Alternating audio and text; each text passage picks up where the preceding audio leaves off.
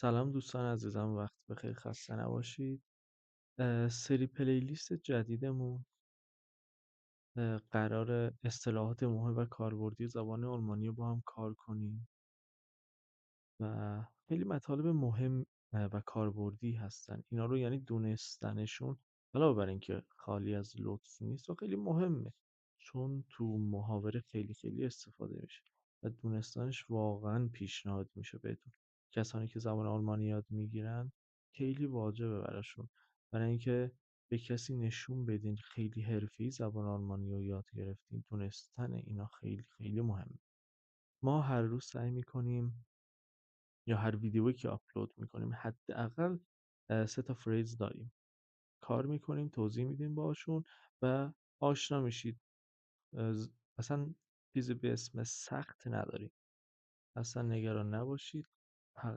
فقط ویدیوها رو دنبال کنید و اه، لایک و سابسکرایب یادتون نره و منم انرژی بگیرم و ویدیوهای مفید بیشتری برای شما قرار بدم. خب، اولین فریزمون این Rechnung teilen، یعنی حساب کردن. حالا چه حساب؟ اون حساب کردن کازیقه نیستا. خب، این Rechnung stellen.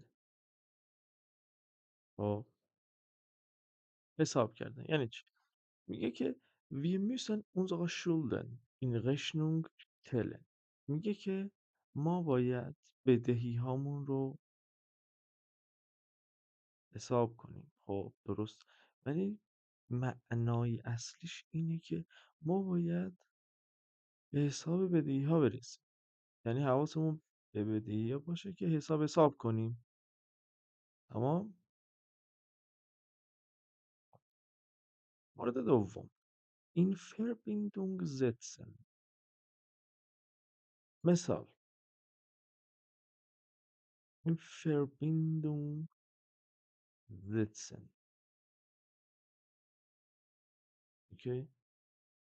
Ich habe vielmals versucht، یعنی خیلی امتحان کردم، خیلی تلاش کردم mit ihm Verbindung zu setzen.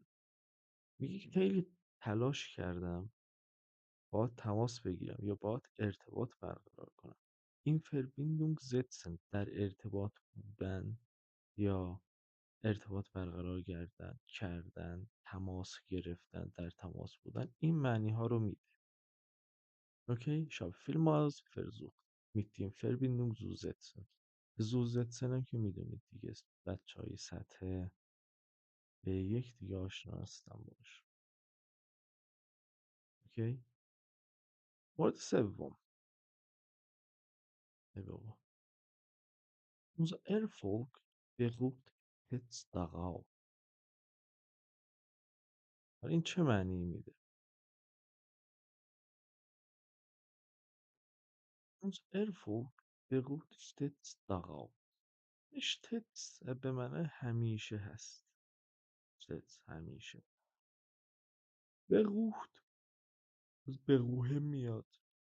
Erfolg هم به معنی موفقیت. میگه که موفقیت ما همیشه بران استوار است. darauf یعنی بران.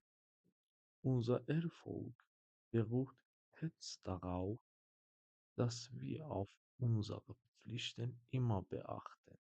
میگه که موفقیت ما همیشه بر این استوار است که ما همیشه به وظایفمان توجه میکنیم. ما میتونه این طرف هم باشه، قبل پشتم هم باشه. میتونه میگه dass wir auf ببخشید اینجا dass wir immer auf unsere Pflichten beachten. ایما رو اینجا میتونیم بیاریم، ولی اینجا من جا آوردم ایما beachten که وزن جمله بهتر هستش تو این حال. خب، این مورد سوم ما بود. منتظر ویدیوهای بعد ما باشید. Bleib neugierig. Bis bald.